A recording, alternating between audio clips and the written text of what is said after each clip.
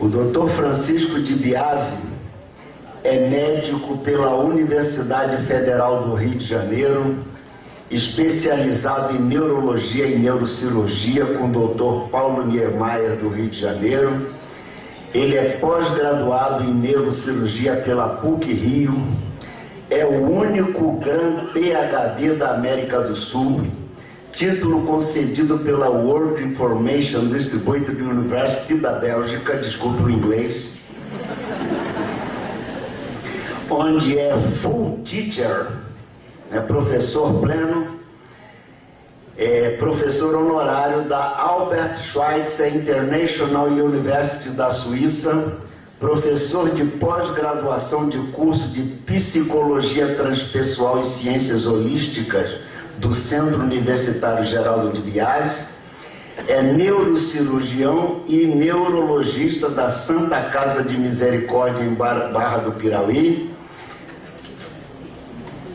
doutor do Centro de Estudos Avançados, diretor do Centro de Estudos Avançados da Clínica de Biasi, membro da New York Academy de Ciências dos Estados Unidos, é autor de vários livros, dentre eles Revolução da Consciência, em parceria com os doutores Carl Friedrich e Richard Amoroso, é autor e coautor de dezenas de artigos científicos e culturais publicados no Brasil, na Europa e nos Estados Unidos.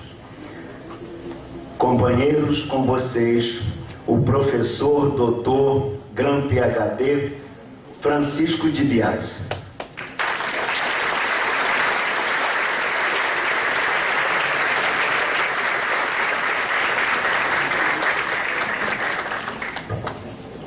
Alô? Bom dia a todos. Desculpe, eu não gosto de falar muito não, porque eu tenho uma certa hiperatividade psicomotora. Eu gosto de ficar andando. Vocês me desculpem se vão ver eu andando para lá e para cá o tempo todo. Eu fico meio desligado andando.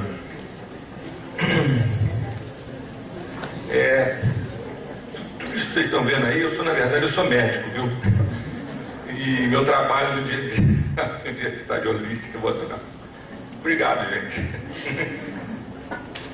A Universidade Holística tem aqui em Itajubá.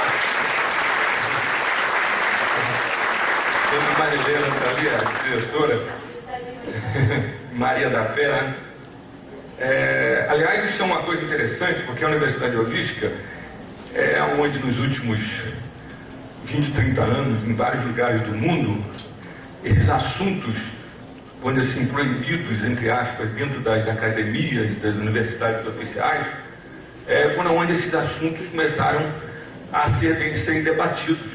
Porque a verdade é que existem hoje milhares de trabalhos científicos das mais diversas áreas de conhecimento que mostram uma interação muito fecunda entre ciência e espiritualidade. Mas como o paradigma vigente dentro das academias, das instituições universitárias, é o paradigma materialístico, cartesiano, newtoniano, que a gente chama, né?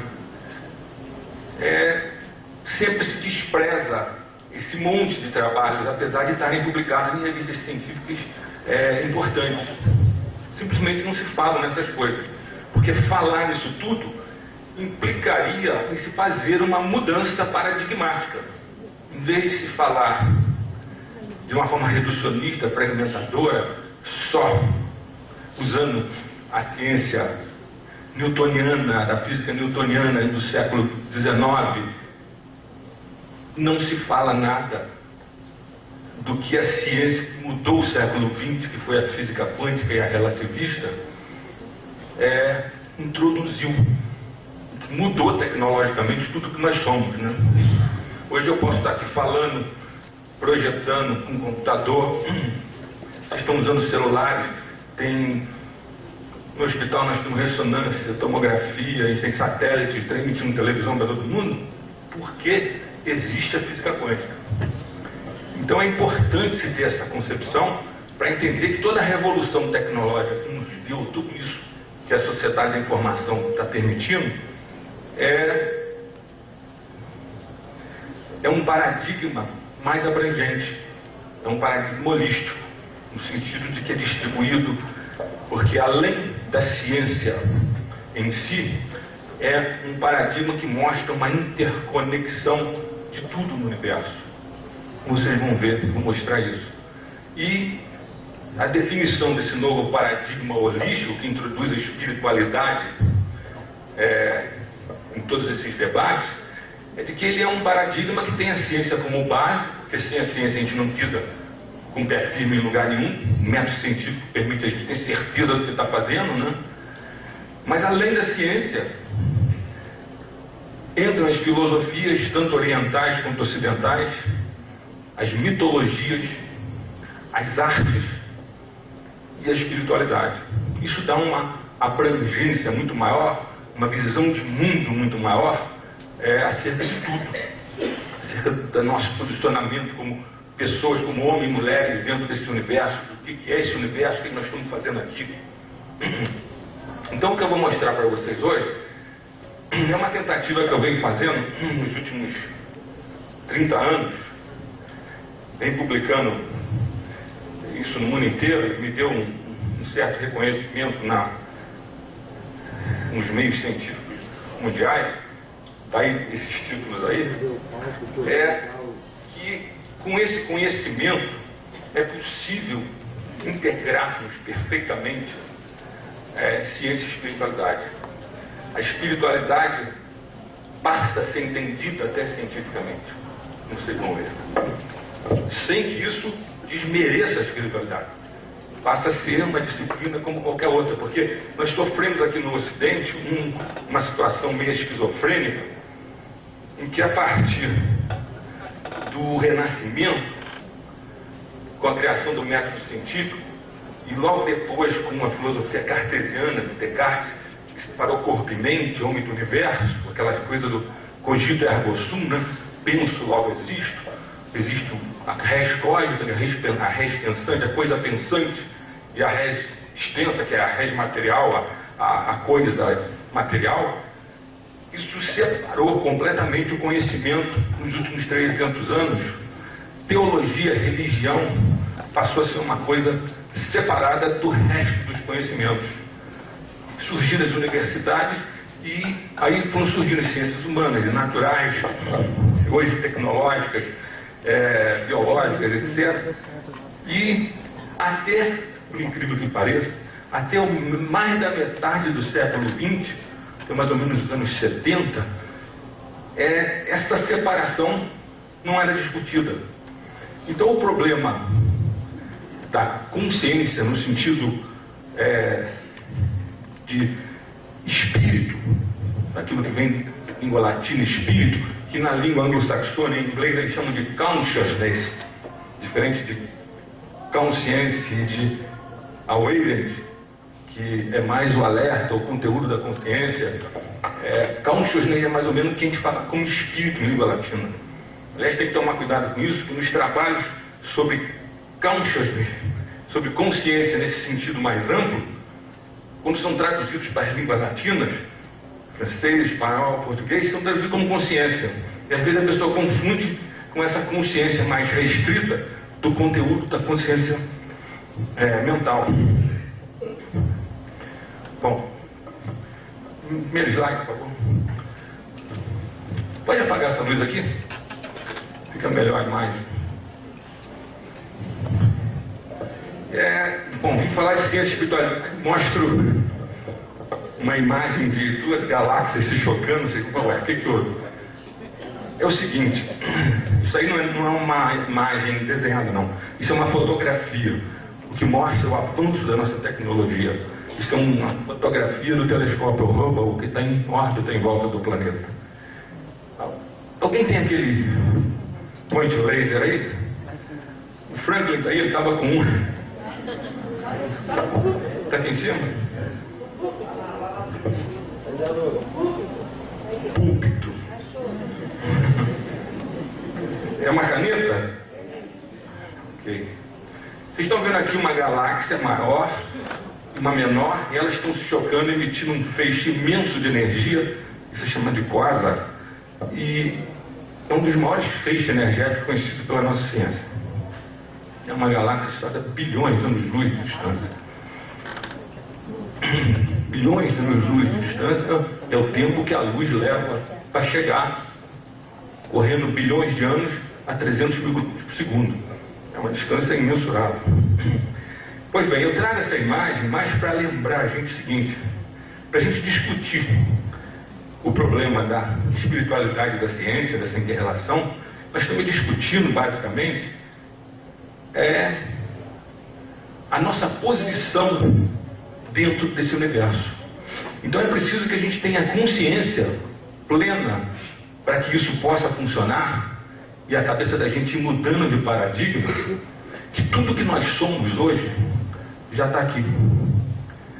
Todos os nossos átomos e moléculas são constituídos por átomos que já existiam nessas galáxias. Quando o universo evolui, gera as galáxias, forma as estrelas, cada pontinho desse é uma estrela. Algumas dessas estrelas envelhecem, viram o que se chama supernova e explodem. No interior dessas fornalhas nucleares, que são as estrelas que funcionam como se estivesse explodindo milhões de bombas atômicas a cada segundo, quando elas sofrem a transformação, principalmente do hidrogênio por o hélio, que é o segundo elemento da tabela periódica, né? O hidrogênio é a substância mais comum no universo. A transformação nuclear disso gera energia.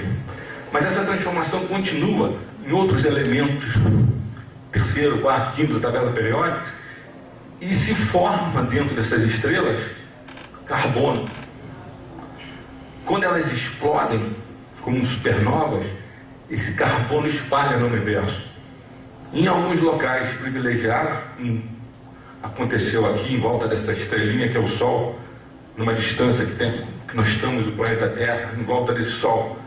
E esse carbono permite o aparecimento de moléculas mais complexas que levam ao surgimento da vida. Moléculas de DNA, de proteínas, que são a base de todas as formas de vida que nós conhecemos. Então nós somos seres, unidades de carbono. Sem carbono no universo nós não existiríamos. Quando vocês estudaram física orgânica, química orgânica, lembram que o esqueleto das moléculas orgânicas é tudo feito de carbono. Bom, então lembrem-se disso. Nós somos fruto de uma evolução cósmica, uma evolução cosmológica, uma cosmogonia, que a gente poderia dizer, como se fala nos mitos de todas as civilizações, em que, a partir do que a gente acha que foi uma explosão inicial, chamada Big Bang, né, foram se formando no universo energia, matéria, vida e consciência. E até onde nós sabemos, nós somos o fruto mais evoluído de tudo isso. Aquela porção de energia, matéria e informação no universo que toma consciência de si mesmo. Na verdade, o que nós somos nessa evolução toda? Nós somos o próprio universo que toma consciência de si mesmo, através dos nossos olhos, através da nossa mente, da nossa consciência. Poucas pessoas têm consciência disso. A maior parte das pessoas se sentem à parte do universo, mas nós estamos integrados com tudo isso. Uma integração que permite hoje, com o conhecimento que vem da física moderna, da nova física, entender os seres vivos e a consciência de uma maneira nova. Próximo. Eu não vou entrar em detalhes sobre as maneiras que sempre se imaginou no planeta Terra essa origem toda. Como a maior parte das pessoas, normalmente no Brasil, são da área judaico-cristã, eu trouxe um simbolismo só para ilustrar, que todo mundo conhece, a pintura do Michelangelo na teto da Capela Sistina, né, em que Deus, com o dedo em riste, cria Adão, que está meio flácido, ali, meio desmunhecado, né? Próximo. Essa aqui. Então vocês veem a criação do homem como sendo uma obra por uma interferência direta de Deus. Interessante você ver que Deus, sempre na tradição cristã, costuma ser representado por uma pessoa barbuda, um homem barbudo, às vezes sentado até num trono. Só que o Michelangelo colocou ele aqui dentro de uma estrutura. Um neurologista americano, nos anos 90, num artigo publicado no JAMA, que é o Journal da American Medical Association, uma das melhores revistas científicas do mundo, mostrou que isso aqui é um cérebro, simbolizando que Deus estaria na mente do homem. E mais ainda, se vocês olharem ali, vocês vão ver que Deus envolve um braço envolve uma mulher que é a Eva, que já estava na mente dele quando ele criou Deus. Aliás, o Michelangelo desenhou ela ali meio apavorada, como se fosse: o que vocês estão arranjando para mim? Bom, então dentro dessa visão, dessas visões todas que surgiram na história da humanidade, que eu não vou entrar em detalhes aqui, em todas as religiões nós temos essas visões, esses mitos. Ainda na nossa tradição judaico-cristã, espiritual, se nós nos reportarmos ao começo do Evangelho de São João, nós vamos ver que está escrito lá: no começo era o Verbo, e o Verbo estava com Deus e era Deus. Por que Verbo? Um V maiúsculo. Pensem bem, isso foi escrito numa época pré-científica, em que a gente não falava muito em comunicação. A comunicação era aquilo que a palavra permitia. Essa palavra, então, foi designada como verbo com V maiúsculo. Seria, então, a palavra do próprio Deus. A comunicação se dava pelo verbo.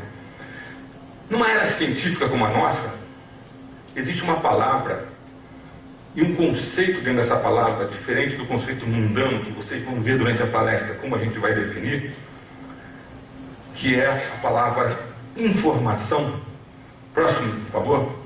Que se nós colocarmos lá no lugar de verbo, no início era a informação estava com Deus e era Deus. Todas as coisas foram feitas por ela, nela estava a vida, e a vida era a luz dos homens.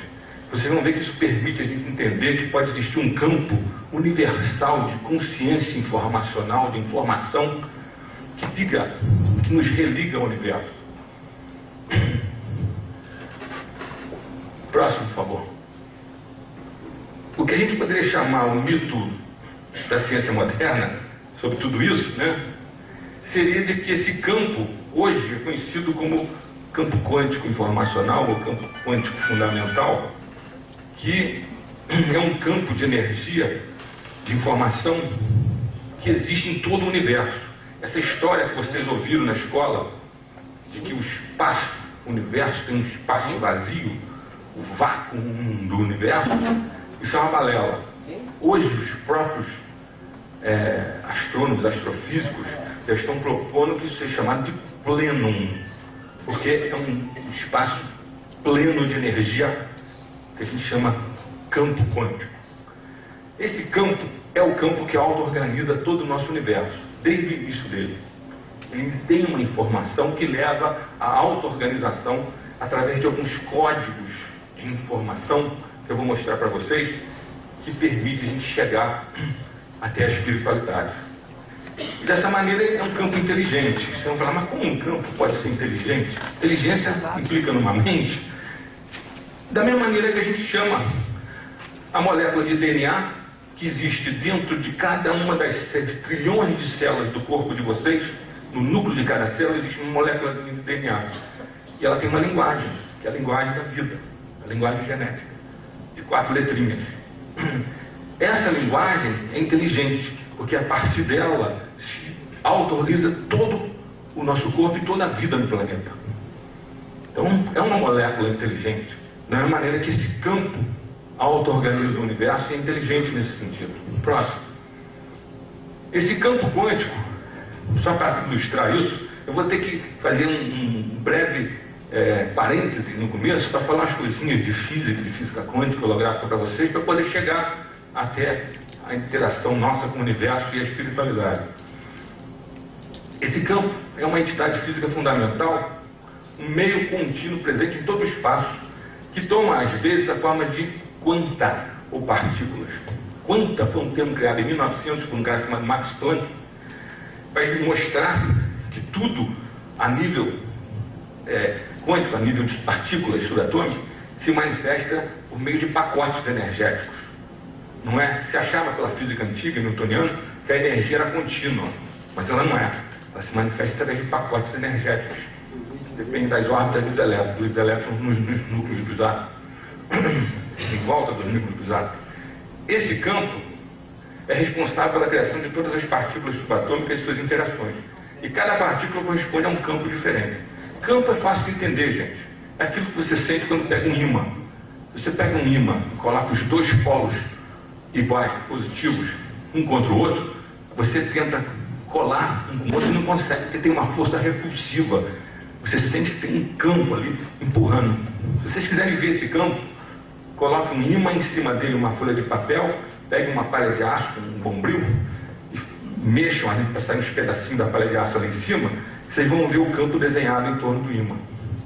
Porque aquela de malha de ferro, ela assume a direção do campo magnético do ímã. Então um campo é uma coisa real, apesar de você não ver. Você pode sentir a força dele quando você põe um ímã contra o outro. Então, nessas teorias do campo quântico, eles dizem que a diferença entre partículas e espaço não existe. O espaço, na verdade, que gera tudo isso, é partícula também. Próximo. Então, essas partículas, na verdade, elas são meras condensações locais de um campo universal, que num determinado momento tomam essa configuração energética. São condensações de energia que vão e vêm e se dissolvem no campo subjacente. Esse vai e vem é um negócio assim que ocorre a trilionésimos de segundo. Essas partículas aparecem e desaparecem no espaço. Por isso, até os físicos, no início, quando isso foi detectado, passaram a chamar isso de partículas virtuais. Até um termo meio errado, porque na verdade são partículas que aparecem e desaparecem. O Einstein, que foi o grande gênio do século XX, a teoria dele da relatividade, foi um dos pais também da física quântica, apesar de depois ele ter achado que ela é incompleta e tentado mostrar que tem que ser feita uma coisa mais exata, diz que a matéria é constituída pelas regiões do espaço em que o campo é extremamente intenso. Próximo. Esse é o homem que mudou o século XX. Eu não sei se vocês sabem. Esse homem, ele era um funcionário de terceira classe de um escritório de patentes em Berna, na Suíça. Sentadinho ali na mesa dele, com o chefe dele enchendo o saco dele porque ele deixava de trabalhar para ficar escrevendo equações, só pensando e usando uma caneta, esse homem conseguiu concluir coisas acerca da natureza do universo. Isso é uma coisa impressionante, né? Como é que a mente está tão ligada ao universo e a gente não vê isso no nosso materialismo. É tão ligada que você é capaz de pegar no universo leis universais, como por exemplo essa que ele descobriu, o próximo. Talvez seja a fórmula mais conhecida da história da ciência, né? Para quem não é da área científica, energia é igual a matéria, massa, multiplicada por c ao quadrado, c é a velocidade da luz. São 300 mil quilômetros por segundo. Então vocês reparem o seguinte nessa equação. Qualquer matemática de primeiro grau mostra isso. A energia aqui vai ser muito grande, porque o quadrado de c, quadrado de 300 mil multiplicado por ele mesmo, é um número imenso. Então, esse número, mesmo multiplicado por uma quantidade de matéria pequenininha, vai dar uma quantidade de energia muito grande. Por isso que 1 quilo de plutônio ou 2 quilos de urânio enriquecido criam uma bomba atômica que pode destruir uma cidade com aquela liberação de energia. É a energia que está dentro da matéria. Agora, vocês imaginam a pessoa chegar a uma conclusão dessa, calculando, e depois se comprovar que isso é verdade. O fato de a gente viver numa era nuclear, com reatores nucleares, com bombas atômicas, isso tudo foi uma confirmação de que essa formulazinha é uma verdade do universo. Como o Einstein gostava de dizer, é a maneira que Deus escreveu o universo. Essas leis da física que nós encontramos e comprovamos depois que são verdadeiras, é a maneira que Deus escreve o universo e que a gente tem que descobrir para ir atrás dele. A busca da ciência, no fundo, também é uma busca de Deus, uma busca de sentido para tudo isso. Próximo. Outra consequência da teoria do Einstein é de que o espaço se curva na presença de matéria. Isso aqui seria uma estrela, um sol, curvando o espaço, e aqui o planeta giraria em volta dessa estrela, não porque tem uma atração, como diz a física clássica que vocês estudaram no secundário, a física newtoniana, aquele negócio de matéria atrai matéria, na razão direta das massas, na razão inversa do quadrado da distância. Isso aí é verídico para pequenos espaços, pequenas distâncias, mas no universo inteiro o que acontece é curvaturas da geometria do espaço. Próximo. O primeiro cara que deu origem a uma mudança no pensamento newtoniano, e ele diz que isso foi até um pouco a contragosto, dizia, né? Foi esse Max Planck.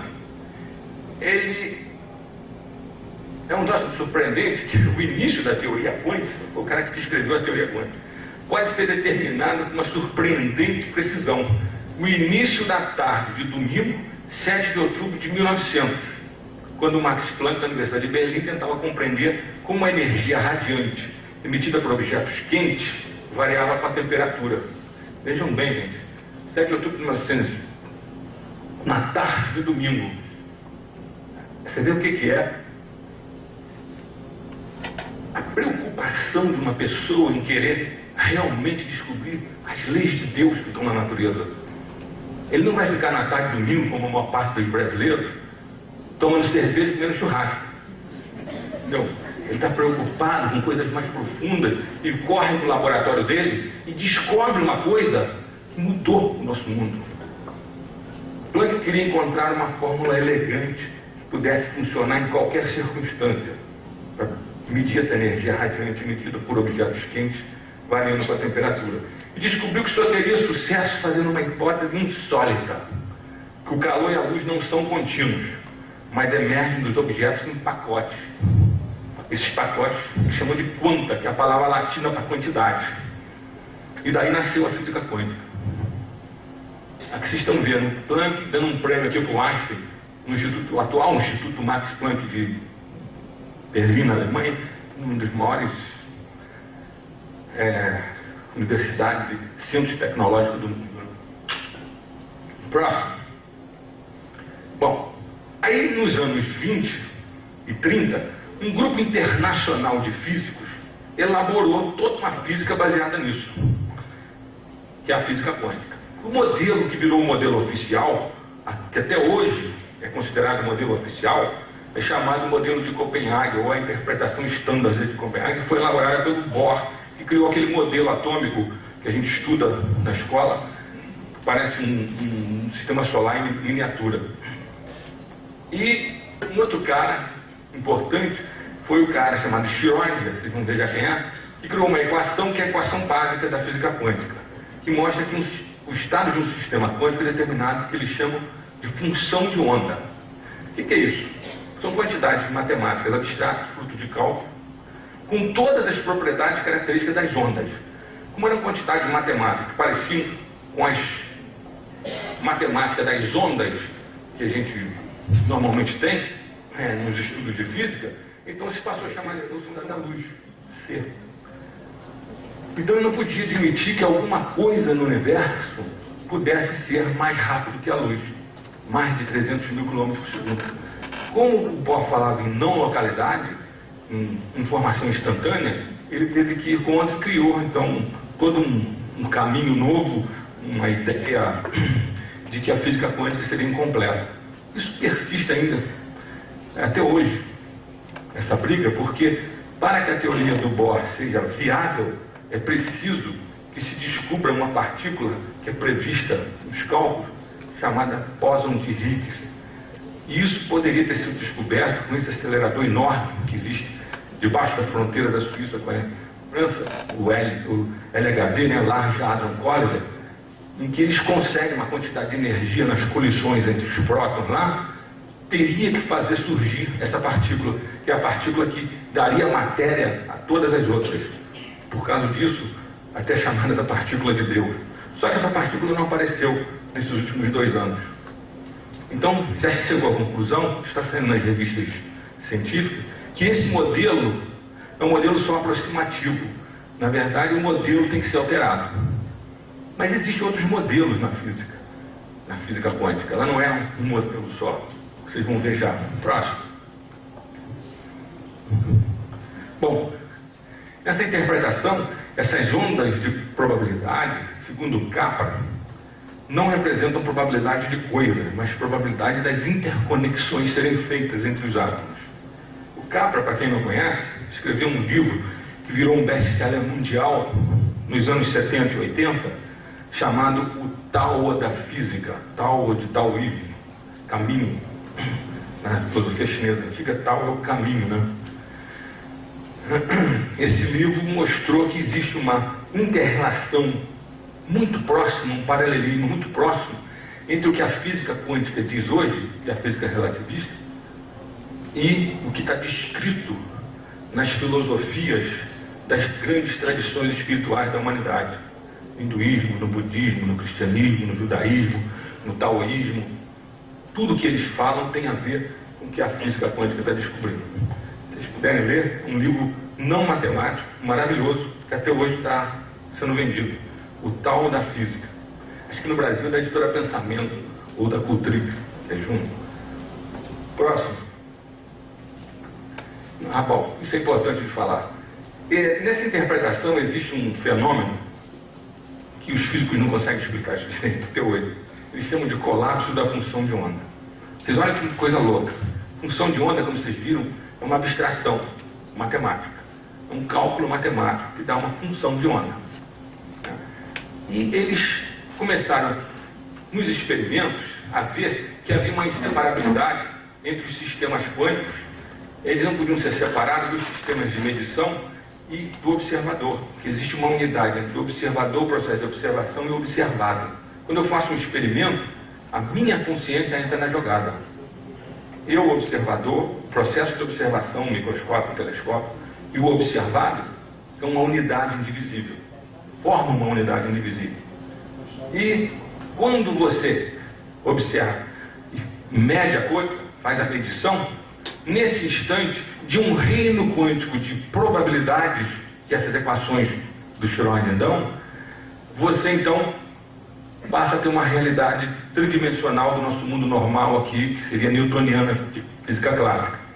Eles chamam então essa passagem de um reino de probabilidade para um reino mais real de colapso da função de onda. Mas isso é uma maluquice se você pensar. Porque como é que uma função de onda, que é uma abstração matemática, pensa bem, fica um negócio meio louco, né? Pode colapsar e gerar uma realidade no mundo. Pode modificar e de repente aquilo tudo se transforma numa realidade.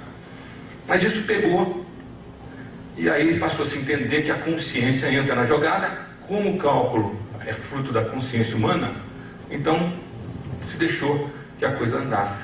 Existe todo um ramo da física quântica hoje que acha então que a consciência é parte da criação do universo. A nossa consciência muda o universo. Nós estamos conversando aqui sobre esses assuntos e as mudanças, os conhecimentos que estão gerando o que a gente chama em neurociência de neuroplasticidade no seu cérebro, formação de redes neurais novas, estão mudando o universo. Então o conhecimento muda o universo. Próximo. Esse é o Schrödinger. Ele, quando viu as consequências que o Einstein colocava de paradoxos que poderiam existir a nível da realidade macroscópica com essas ideias, ele criou uma experiência mental chamada gato de Schrödinger. Próximo. Essa experiência Não, você voltou. Mais um.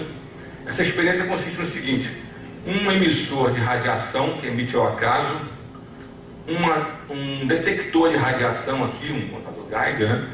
E se detectar radiação, mexe com um martelo e quebra um vidro que tem um veneno, e o gato que está dentro de uma caixa fechada morre. Bom, só que pela física quântica, se você não observa o fenômeno, você não pode dizer que houve o colapso da fusão de onda, que a realidade está ocorrendo.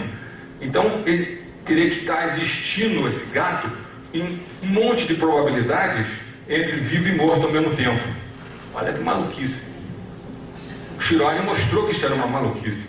Então ele criou um experimento mental em 1935 que demonstra o paradoxo da interpretação de Copenhague quando aplicada a objetos macroscópicos do nosso dia a dia, como nesse exemplo do gato. Nesse experimento ele criou o termo entrelaçamento ou emaranhamento quântico, que hoje, que é a era da teoria da informação quântica que nasceu nos anos 90, essa coisa do emaranhamento, do entanglement, o entrelaçamento das partículas quânticas, como se fosse uma só, está explicando melhor essa situação. Próximo. Um outro modelo que é muito importante, que surgiu nos anos 70, aliás, começou a surgir nos anos 50 e foi desenvolvido nos anos 60 e 70 por um sujeito chamado David Bohm, foi quando esse cara aplicou as equações da física holográfica àquela equação do Schrödinger, mostrando que era muito mais fácil de você interpretar a equação e que você passava a ter uma física determinística, porque a física clássica quântica, ela é indeterminística, ela é probabilística. Por isso ela é incompatível lá com a teoria do Einstein, que é determinística. Até hoje ficaram esses dois modelos incompatíveis um com o outro. E nesse modelo do David Bohm, ele mostra que, na verdade, nós somos um universo explícito ou manifesto que vem de uma realidade oculta, que é só de frequências de ondas. E que essa realidade oculta, como nós não temos acesso, ele chama de implícita. E que elas estariam conectadas de modo instantâneo, pelaquela informação instantânea não local da física quântica, pelo que ele chamou de holomovimento. Continua aquela concepção de que a realidade é um todo dinâmico e indivisível, no qual sujeito e objeto são partes inseparadas um do outro. Só que passa a ser uma coisa determinística, não probabilística, e o universo passa a ser visto em termos concretos. Ele faz uma analogia como um holograma. Aí você fala, mas holograma não é aquela imagem virtual? Quem assistiu o último filme Guerra nas Estrelas, um dos últimos filmes, vocês viram o Conselho Jedi reunido e um dos conselheiros estava no meio ali como um holograma, conversando com os outros, aquela imagem virtual. No primeiro filme dos anos 70, né? Vocês se lembram quando o Luke Skywalker manda uma mensagem para a princesa Leia? Quem leva é aquele robô pequenininho, o R2-D2. Aí ele emite uma imagem holográfica da princesa Leia dizendo a mensagem. O holograma hoje é uma coisa comum. Foi descoberto nos anos 40, foi criado experimentalmente nos anos 60, e hoje já tem lojas, às vezes você vê holograma de objetos que estão à venda. Bom, o fato de o universo poder ser comparado a um holograma, a uma realidade virtual, é uma analogia disso, vejam bem. O próprio Bohm fala isso. Implica numa coisa muito importante. Porque na física holográfica, as equações e a experimentação mostram. Próximo. Esse é o David Bohm. Aqui está com o Uri Geller. Lembra do Uri Geller que amassava os garfos e as facas? Ele era interessado em como é que a mente afetava a matéria e fazia experiência com esse cara. Aquele conversando com Krishnamurti, que é um sábio hindu, né? Aquele era interessado no que falava essas tradições. Aqui uma reunião de físicos. Próximo. Quero mostrar aqui. Um holograma é Você tem um objeto, no caso aqui uma maçã, você emite uma onda que tem que ser de uma frequência só, do tipo de um laser, né? Ela reflete esse objeto numa placa. Tá? Se você emitir um outro laser, mistura com esse aqui, formando um padrão de interferência de ondas, que a gente diz, aqui não está mostrando, mas você vai ver aqui no espaço uma imagem virtual desse objeto real. Esse é um holograma daquele objeto real.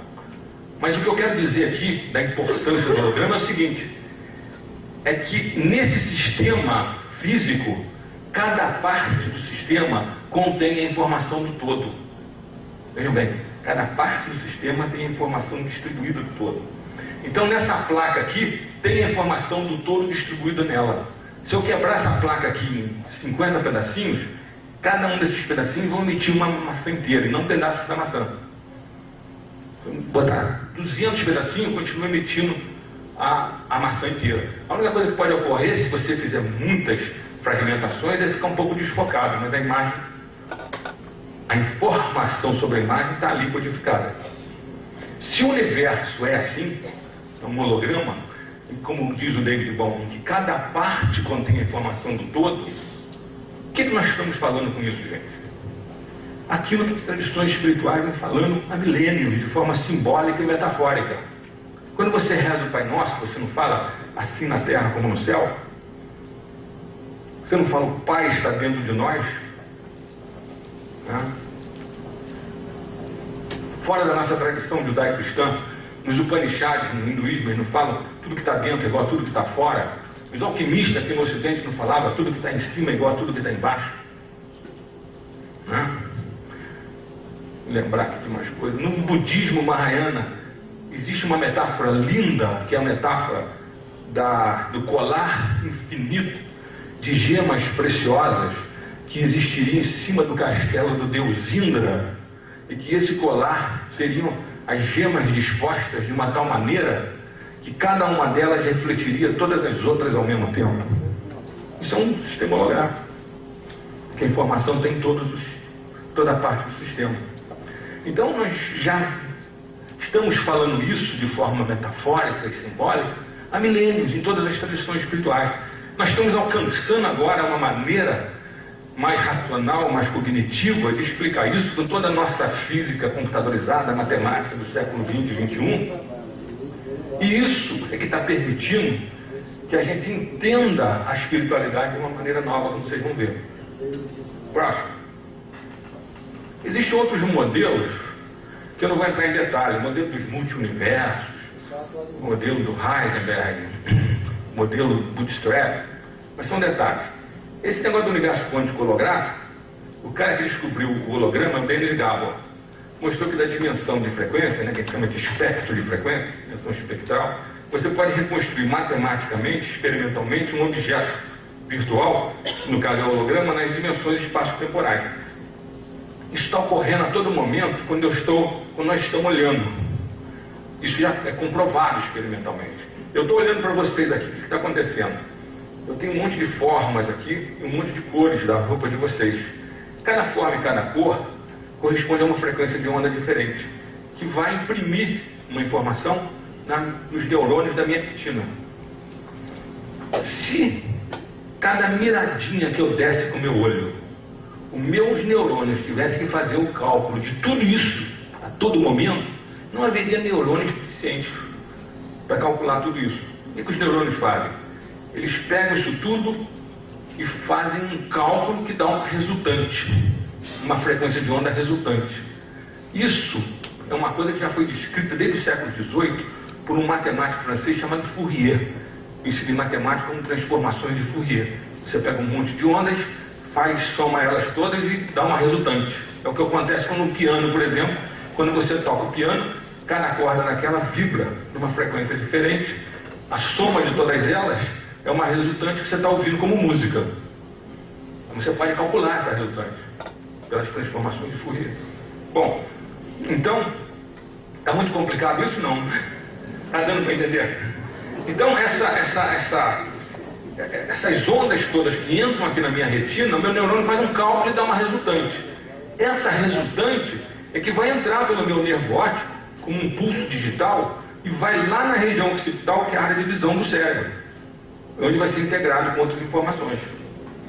Então, eu a todo momento estou atuando com essa matemática que permite o cálculo das frequências que vem dessa área toda de espaço e tempo que vocês estão, serem transformadas numa resultante que é um mundo de frequências que entra lá para dentro de mim. Isso você calcula pelas transformações de Fourier.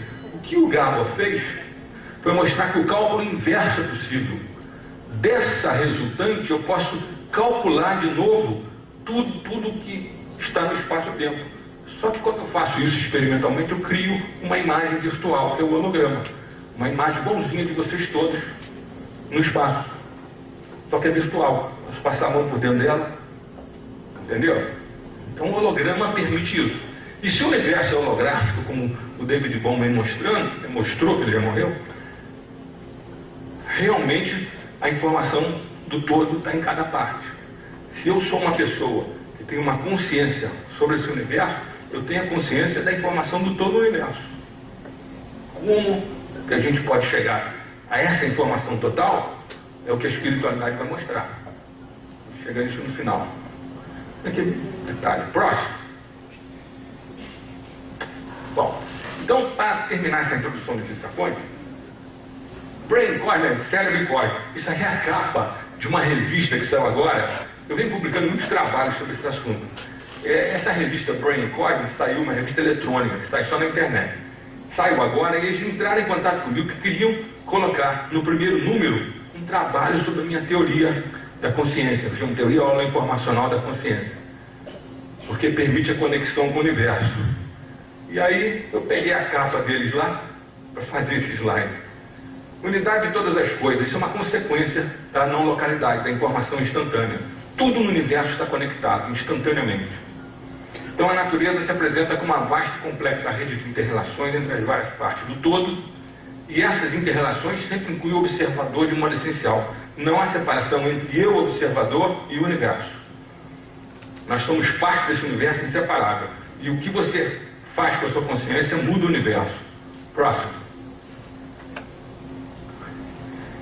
As partículas subatômicas não têm significado como entidades isoladas, mas somente podem ser entendidas como interconexões entre esses eventos energéticos informacionais do universo. Nada está isolado. Próximo. Acelerar esse... A teoria quântica revela uma unidade básica e indivisível do universo, ao demonstrar que não é possível decompor o cosmos em pequenas unidades com existência independente. Tudo está interconectado. Nós somos interconectados com tudo isso. Nós temos mania de achar que existe um limite da nossa pele. Um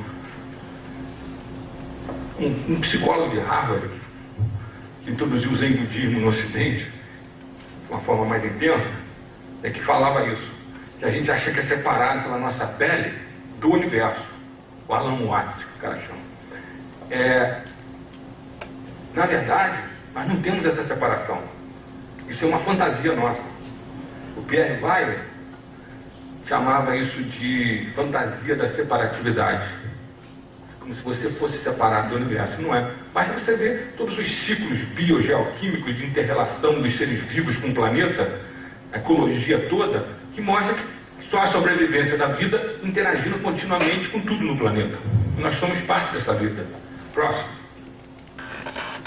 Então nós não podemos nunca falar acerca da natureza sem ao mesmo tempo falar da gente. Estamos conectados, antenados com o universo. Próximo. Uma outra coisa que eu quero introduzir para vocês rapidamente é informação no sentido novo. Informação, a primeira pessoa que pensou nisso mais seriamente foi esse Norbert Wiener, que o cara que criou a ciência da cibernética nos anos 49. E ele percebia que as trocas de informação, as trocas que o pessoal achava que era de energia entre os vários níveis hierárquicos das máquinas artificiais e dos seres vivos, na verdade não era energia que estava sendo trocada, era informação. Então ele não tinha como definir essa informação de uma forma melhor, naquela época não havia conhecimento para isso, então disse que não era matéria nem energia. Informação é informação, não é matéria nem energia. E vocês vão ver no decorrer dessa palestra que hoje, na física, existe toda uma evolução, devido à teoria da informação quântica, de se considerar a informação de uma maneira nova como uma coisa básica no universo, tão básica como energia, matéria, espaço, tempo. Próximo. Tentar explicar esse negócio da informação. A noção de informação tem uma certa ambiguidade. Por quê? Porque pode ter dois significados. Ou você mede a capacidade em bits de um sistema, ou você pode medir o significado pelos bits. Bits é a unidade de informação. Se eu pego meu celular, estou falando aqui com o Gilson, eu e ele estamos trocando bits de informação. O que eu falo aqui é decodificado, de fala é transformado em pulso digital, depois em onda eletromagnética, vai lá na central, depois há uma decodificação para a voz de novo, e você ouve o que eu estou falando. Pelos cálculos clássicos desse Shannon, que foi um engenheiro que criou a teoria da informação clássica, pode-se calcular quantos bits de informação nós trocamos. Ah, vocês falaram 2 minutos, tocaram tantos bits de informação, tantas unidades de informação. Só que essa teoria e essa equação não fala nada sobre o conteúdo do que nós falamos, que é o mais importante. Esse conteúdo, na fórmula clássica, é a incerteza sobre o sistema. Tá? Isso, então, quando se começou a estudar o problema da informação quântica, gerou um problema sério. Então, eu comecei a ver nos meus estudos de consciência que eu queria que a consciência fosse não local, que essa teoria clássica da informação, que é dependente da capacidade em bits, ela é incapaz de fornecer uma conexão adequada com o conceito de informação não local da teoria quântica. E também com a consciência, depende dessa não localidade. Então nós precisamos de uma visão mais radical da informação para elaborar uma visão mais radical da natureza da consciência. Qual é essa visão? Próximo. Bom, primeira coisa é entender o tal do paradoxo Einstein-Podolsky-Rosen, que é um trabalho que o Einstein fez com esses dois auxiliares, que ficou conhecido como paradoxo EPR, que é aquele negócio de que a física quântica deveria ser incompleta por não ser determinística. Mas isso depois evoluiu e o David Bohm conseguiu criar uma física quântica determinística, que é holográfica. Então esse paradoxo foi superado. Próximo. Nessa visão informacional quântica do universo, o observador é incluído como parte do sistema e o universo quântico muda porque a mente desencadeia uma transferência de informação a nível subatômico. Eu estou analisando um sistema, eu sou um cientista e estou analisando um sistema, isso aqui. Aí eu começo a estudar isso aqui, eu não conheço nada, tenho zero de informação sobre isso na minha cabeça. Conforme eu começo a estudar isso, através do método científico, passa uma informação para o meu cérebro, de coisas que eu vou deduzindo com os experimentos que eu estou fazendo. Então está crescendo no meu cérebro uma quantidade de informação. Entenderam? Só que a informação aí tem que ser entendida de uma forma como se tivesse um status, como tem energia e a matéria no universo. Isso permite, e alguns físicos a partir dos anos 90 fizeram isso, principalmente um cara chamado Zurek, é que por baixo daquela lei que todo mundo estuda no secundário, da conservação da energia, matéria e da energia, né? Então fala que nada no universo se perde, nada se perde, tudo se transforma, né? Por baixo dessa lei de conservação da energia e matéria, existe uma lei da conservação da informação. E informação entendida dessa maneira nova. Próximo. Que é importante para a gente entender a consciência. Um físico desse é o Stonier. Fala que informação é o princípio organizacional cósmico com um status igual a matéria e energia. Filósofos da ciência, como David Chalmers, colocam que a consciência é também um aspecto redutivo do universo, naquele sentido que eu falei para vocês de consciousness, de espírito. Tal como o espaço, o tempo e a matéria. Você tem que considerar a consciência como uma informação não local, uma coisa básica do universo. Só assim você foge do paradigma materialístico clássico. Essa imagem que vocês estão vendo aí foi a primeira imagem do nosso planeta, tirada pela Apolo 8 da Lua. Apolo 8 foi antes da Apolo 11, que pousou na Lua, né? E deram a volta na Lua, tiraram essa foto da Terra nascendo, né? Isso aí deu até um insight enorme em Campbell. Campbell foi um maior mitologista dos últimos tempos, um cara que entendia de todos os mitos da história humana. Ele dizia que o grande problema da nossa civilização atual é que nós não temos um mito. Todas as grandes civilizações tiveram um mito orientador. A nossa não tem. Então, quando ele viu essa imagem, ele entendeu, de repente, que o nosso mito é o planeta nosso. a preservação da vida. Hoje a gente fala muito em preservar a vida, mas a gente esquece que nós somos uma bolinha de vida num universo enorme, né? E que esse universo se manifesta através de nós, da nossa consciência, e que se vê através de nós. Toma consciência de si mesmo através de nós, e que independe de preservar os ecossistemas dessa bolinha. Próximo. Bom, isso é a minha definição de informação, baseada na informação quântica, não local, em que eu defino consciência com base nisso. Informação é uma propriedade intrínseca, irredutível e não local do universo, básica no universo, capaz de gerar ordem, auto-organização e complexidade. Esse negócio aí veio assim como uma eliminação. Eu gosto de contar essa história para vocês dizer.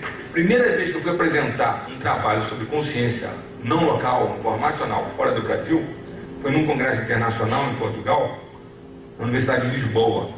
Havia um congresso lá chamado Science and the Primacy of Consciousness, a ciência e a primazia da consciência. E os grandes pesquisadores do mundo na área de consciência estavam lá. Isso foi em 90, meio dos anos 90. Bom, aí eu levei a minha ideia, mas quando eu apresentei a minha ideia, eu não entrei em detalhes de informação quântica, não tinha tempo para isso, né? E aí dois sujeitos que estavam lá, era um congresso internacional, um cara da Austrália, um outro da Inglaterra, que tinham uma teoria baseada na informação clássica sobre a consciência, quiseram me dar uma rasteira. E aí começaram a me pressionar, fazer umas perguntas, que essa maneira de falar de informação estava muito diferente e tal. E pediram que eu definisse então tudo isso. Olha, você é acuado assim, num congresso internacional, cheio de gente desconhecida do mundo inteiro, você é o único brasileiro presente ali, você se sente exprimido. Eu sei que nessa hora eu me lembrei assim, como se tivesse uma visão panorâmica de tudo que eu tinha estudado sobre esses assuntos, informação, física quântica, consciência. Aquilo veio assim, veio em bloco. E essa frase se formou na minha cabeça. Quando eu defini dessa maneira a informação, todo mundo ficou quieto. E aí, o moderador da minha conferência, que era o Carl Pribban, criador da teoria holográfica do funcionamento do cérebro, uma das maiores autoridades mundiais na área de estudo da consciência, levantou. Até achei estranho, mas por que o Pribban levantou?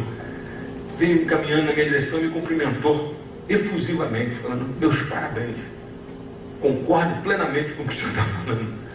E aí todo mundo ficou quieto. Isso para mim foi assim uma vitória, né? Permitiu que a minha ideia fosse reconhecida por uma pessoa muito importante. Me tornei amigo dele, fui almoçar com ele, trocamos um monte de ideias. Depois ele me convidou para participar num livro lá nos Estados Unidos junto com ele. E daí eu comecei a ficar mais conhecido. Então você vê que às vezes uma coisa que você faz por um diletantismo seu de querer explicar as coisas de uma maneira mais correta, acaba gerando uma situação que te põe em contato com pessoas importantes no mundo. Próximo. Então, para terminar essa parte de informação e física quântica, a gente pode dizer que nós somos uma informação quântica instantânea, não local. Você, o seu cérebro, o seu corpo, a sua consciência, o seu tipo de espírito, são organizados a partir da informação e da energia contida no universo que está compactada no seu DNA. Então você é fruto de uma evolução cósmica que compactou tudo isso no seu DNA.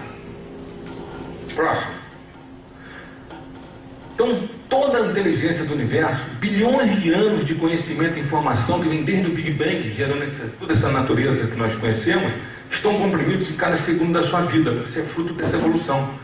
O ato mais criativo que você pode executar é o ato de criar, de desenvolver a si mesmo.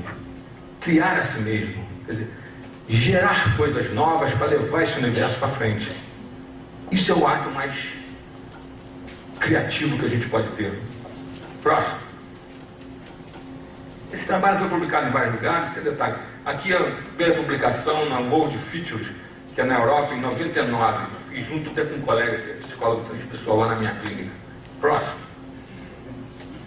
Depois saiu no Noetic Journal, também em 99, nos Estados Unidos. Próximo. O livro que eu falei que surgiu lá da conferência lá em Portugal, junto com o Primo, foi organizado por um amoroso, junto com esses aqui, que eram uns portugueses da cadeira de Psicologia Transpessoal da Faculdade de Psicologia da Universidade de Lisboa. Ciência e o Primário da Consciência. Eu traduzi esse livro e consegui que a editora Vozes editasse aqui no Brasil. Uma parte do livro, porque o livro é grande, tem 30 capítulos. Eu consegui, peguei os 13 mais importantes capítulos de pessoas que definem assim, o estudo da consciência hoje em dia, e consegui que a editora Vozes editasse com o nome de Revolução da Consciência. Eu mudei o nome porque Ciência é o Primário da Consciência, num livro que não venderia no Brasil. Então eu mudei o nome de Revolução da Consciência. Esse livro já está na 3ª edição. Se alguém se interessar por esses estudos de diversas áreas do conhecimento sendo debatidas do que é a consciência, eu indico esse meu livro. Próximo. Importante. Esse sujeito aqui que eu não conheço, eu tenho um alerta no Google. Você pode deixar uns alertas no Google sobre determinadas palavras ou ideias que você queira receber sempre. E eu deixo sobre o meu nome e a palavra holoinformação, holoinformation, que é uma palavra que eu criei. Uma informação total, que implica a informação local, newtoniana, clássica, e a informação não local juntas. Quando eu coloquei isso no Google, começou a aparecer só nos meus trabalhos na Europa, nos Estados Unidos, aqui no Brasil. E de uns anos para cá, começou a aparecer em outros trabalhos, pessoas me citando. E recentemente, esse cara lá de Israel criou uma teoria de tudo, que eles chamam hoje uma teoria universal, física. Ele é um físico. E ele me cita 5 vezes essa minha ideia de holoinformação. Próximo. Esse é um trabalho mais recente, de 2009. Foi publicado numa revista chamada Quantum Biosystems. Quantum Biosystems. Só estudos da vida dos sistemas biológicos com base na física quântica. Esse meu modelo, um modelo mais já bem depurado que eu fiz, modelo holoinformacional dessas coisas. Próximo.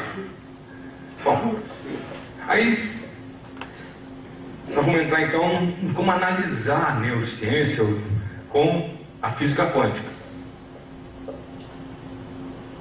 Uma coisa que sempre me deixou intrigada é que a gente estudava neurociência, estudei nos anos 70, eu tenho 63 anos, e ninguém falava nessa ciência moderna da física quântica, da física relativista, que mudou o século XX. A gente só estudava a física, a neurociência com base na física antiga, newtoniana, do século XIX. Isso me intrigava, até que eu achei um cara chamado Sir John Eccles, virou Sir porque ele ganhou o Prêmio Nobel de Medicina, foi o primeiro cara a aplicar as ideias da física quântica nesse trabalho aqui, publicado em 86. Os eventos mentais causam eventos neurais de forma análoga aos campos de probabilidade da física, da mecânica quântica. Foi publicado nos Proceedings da Royal Society de Londres, em 86. E aí ele mostra que existiriam no cérebro conjuntos de dendritos, que são prolongamentos dos neurônios, das células nervosas, os prolongamentos menores, que formariam redes e se comunicariam com o que ele chamou de psícons, que seria o lado espiritual da coisa. Isso gerou um debate enorme nos meios científicos, e ele foi até colocado no meio de lado por causa disso, por falar em espiritualidade, numa época em que ninguém falava disso. Mais recentemente, mostrando 2 extremos, em 96, o Hameroff, que é um anestesista da Universidade do Arizona, e o Penrose, que é um físico matemático, Prêmio Nobel da Universidade de Oxford, publicaram um trabalho mostrando que pode ocorrer fenômenos de coerência quântica, fenômenos quânticos, dentro dos microtúbulos neurais, que são uns túbulos finíssimos, microscópicos, que existem por dentro dos sônios, que são os prolongamentos maiores dos neurônios. E essa teoria vem sendo desenvolvida até hoje. Próximo. São 2 exemplos de aplicação de teoria Esse é o cito eco. Próximo. Sinapses são os contatos entre os... Bom, mas para entender de tudo, a gente precisa entender que aqui precisava ter uma curva que mostra um aumento da informação conforme você vai da cosmosfera, através da biosfera, para a noosfera, que é o mundo das ideias, até a conscienciosfera, que é o mundo do espírito. Uma curva daquelas que vão formando um joelho e de repente a quantidade de informação aumenta muito. Próximo. Existe uma maneira, um código cósmico, que a evolução cósmica utiliza para poder fazer aparecer no espaço-tempo os códigos informacionais quântico-holográficos, com base naquela teoria quântica do David Bohm, que auto-organizam os padrões básicos do universo. Próximo. Estamos chegando lá. O código básico é o código nuclear, que todos nós conhecemos. Começamos a utilizar de uma maneira errada. A primeira coisa que a gente fez quando conheceu bem esse código foi jogar 2 bombas atômicas na cabeça do japonês. Isso é um nível físico. Próximo. O nível seguinte, o patamar seguinte de complexificação do universo é a biosfera, baseada num outro tipo de código informacional, que é o código genético, que auto-organiza a vida. Aí a informação está armazenada na molécula de DNA. É o nível biológico e biosocial. Próximo. O próximo nível é o código neural, da noosfera, do mundo das ideias. A auto-organização do sistema nervoso. A informação está armazenada nas redes neurais. É o nível neuropsicológico e sociocultural. É a evolução cósmica. Próximo. Esse daí se subdivide. Nós estamos justamente entrando nessa fase agora da nossa civilização, numa tecnosfera em que geramos códigos de inteligência artificial. Esses códigos de inteligência artificial auto-organizam a nossa técnico-sociedade. E a informação está armazenada em hardware, software e na internet. É o mundo de hoje nosso. É um nível técnico-social. Próximo. Que junto com a evolução biotecnológica vai nos transformar provavelmente em cyborgs, organismos cibernéticos. Já está começando. Nós não estamos nos enchendo de próteses, de chips para estimular o cérebro. Já estamos começando a fazer isso. Em mais uns 40, 50 anos, vai ser difícil diferenciar a gente de máquinas artificiais. Nós vamos evoluir para uma era em que os padrões de matéria e energia no universo vão se tornar saturados com processos inteligentes e de conhecimento. Próximo. Até que nós então chegamos na conscienciosfera, que baseada nesse código quântico-holográfico do universo e da mente, que também tem um funcionamento quântico-holográfico, que foi desenvolvido pelo Dr. Carl Prima, auto-organiza de forma local, com a informação comum newtoniana, e de forma não local, com a informação quântica não local, uma consciência universal da qual nós somos parte. Nós, ligados dessa maneira quântico-holográfica com o universo, o que nós estamos fazendo? Nós estamos reintegrando, nos reintegrando, religando. A palavra religião vem disso, vem de religare, do latim religare. Quando nós entendemos cientificamente que nós temos uma consciência que através de auto-organização de sistemas físicos, quântico-holográficos, locais e não locais, nos religa instantaneamente com a nossa fonte, que é esse universo, da onde nós nos originamos, nós estamos falando em quê? No nível espiritual. O nível espiritual é o que te reconecta à sua fonte. E a nossa ciência hoje está nos reconectando com a nossa fonte. Então, nós chegamos a um ponto em que estamos explicando a espiritualidade de uma forma nova. Isso não tira o mérito de tudo que a gente sempre colocou dentro das nossas tradições espirituais. Só que a gente passa a entender isso de uma forma mais racional. Entendeu? É como diz o Ken Wilber, filósofo, pai da psicologia transpessoal americano, nós estamos numa era em que nós, se perguntarmos a um cientista, você acredita em Deus? ele provavelmente vai responder: claro, eu sou um cientista. E que essa dicotomia que vem desde o Renascimento, que separou de forma esquizofrênica religião e espiritualidade no nosso mundo, vai acabar. E a espiritualidade vai passar a ser parte dos próprios experimentos da ciência natural. Isso hoje está acontecendo. Vocês hoje, se vocês procurarem sobre estudos de oração, de meditação, de visualização, vocês vão encontrar milhares de trabalhos nas revistas científicas em que você está usando as máquinas modernas de ressonância funcional, mapeamento cerebral, tomografia com emissão de pósito, para ver o cérebro funcionando quando a pessoa está em oração profunda ou quando ela está meditando. E isso está permitindo a gente interpretar esses fenômenos, então, de uma forma nova. Tá? Eu tinha mais coisa para falar, mas eu acho que o tempo já acabou, né?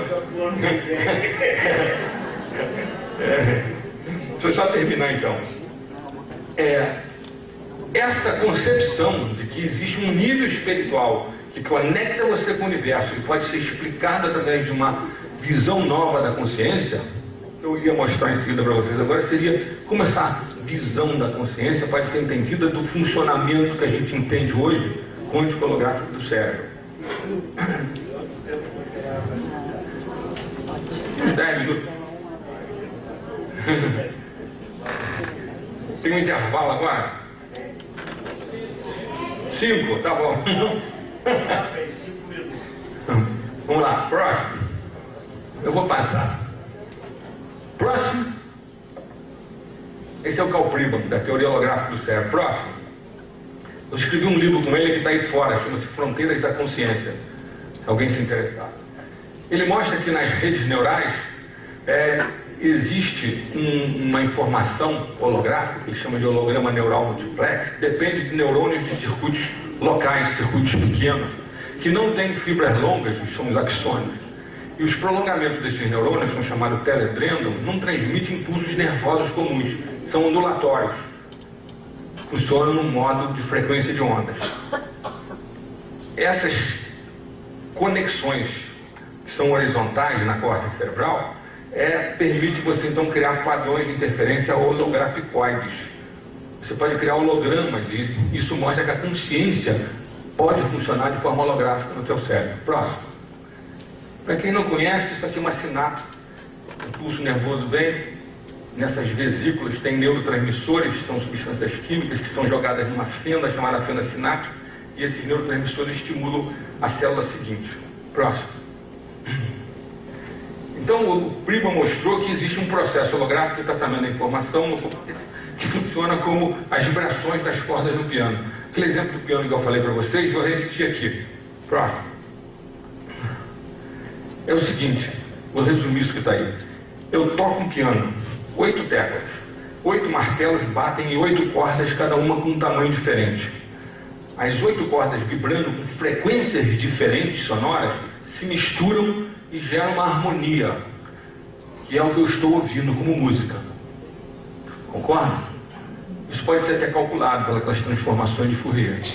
Agora, entenda o seguinte, essa música não está no piano. Ela está no campo ressonante dessas frequências de onda em volta do piano. Pribram demonstrou que a mesma coisa ocorre no cérebro. Os campos eletromagnéticos em volta do cérebro geram padrões de interferência de ondas igual um piano. E a informação toda não está no neurônio no cérebro, está em torno do cérebro. E como essas interações são quântico-holográficas, entra em jogo aí a não localidade, a informação instantânea que conecta tudo no universo.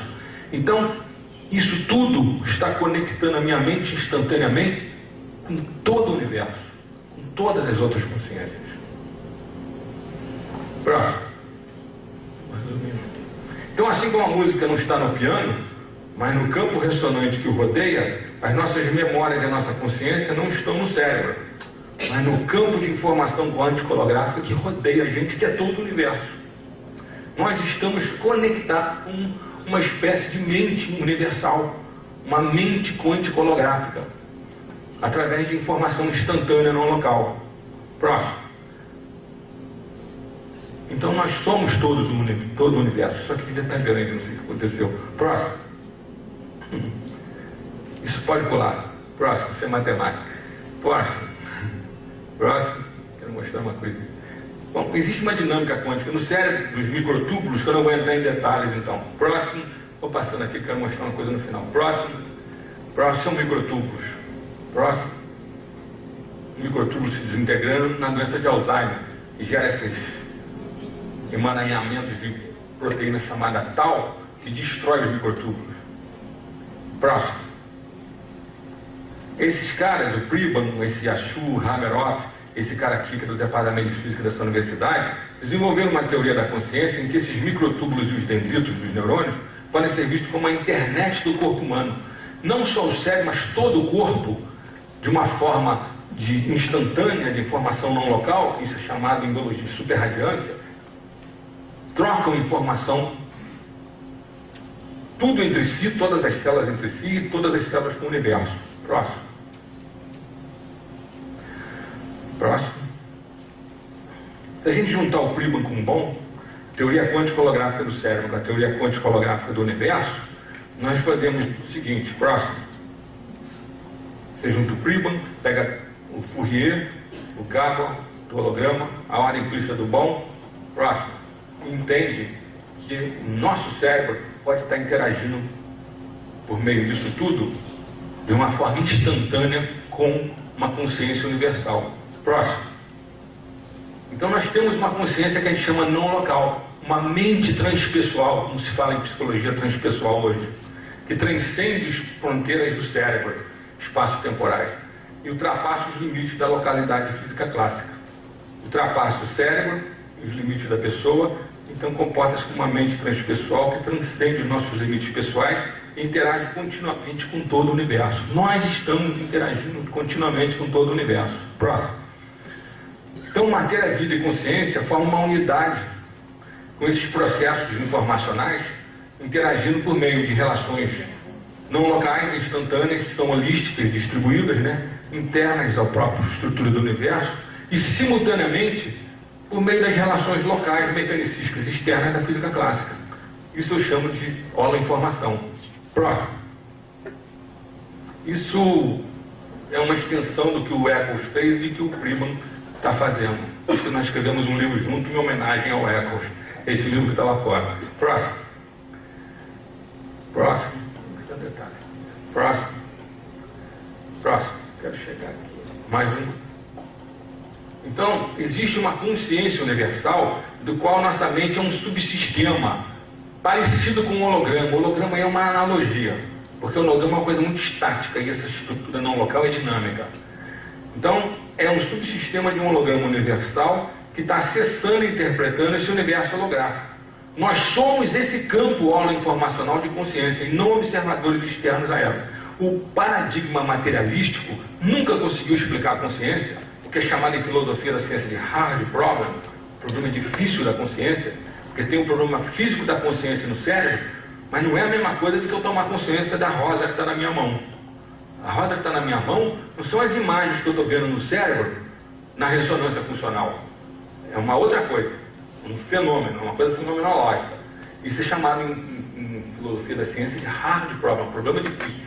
Esse problema difícil só existe quando você analisa o universo como se você fosse a parte dele.